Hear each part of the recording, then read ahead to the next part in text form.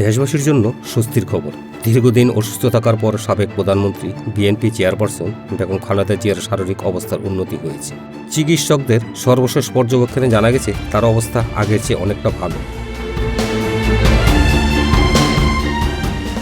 চিকিৎসা সংশ্লিষ্ট সূত্র জানায় খালেদা জিয়া বর্তমানে অ্যান্টিবায়োটিক গ্রহণ করতে পারছেন, যা তার চিকিৎসার ক্ষেত্রে একটি গুরুত্বপূর্ণ অগ্রগতি।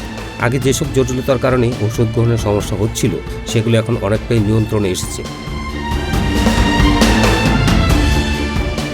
চিকিৎসকরা বলছেন তার শরীর চিকিৎসার সাড়া দিচ্ছে এবং ধীরে ধীরে স্বাভাবিক অবস্থার দিকে এগোচ্ছে। এদিকে খালেদা জিয়ার উন্নতির খবরে দলীয় নেতাকর্মী ও সমর্থকদের মধ্যে স্বস্তি ফিরে এসেছে।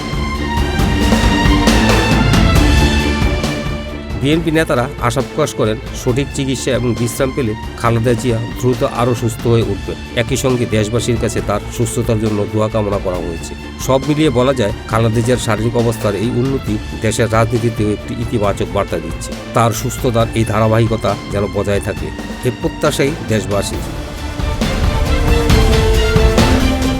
সর্বশেষ আপডেট পেতে চোখ রাখুন বিডিসি নিউজ এইচডিতে। ধন্যবাদ।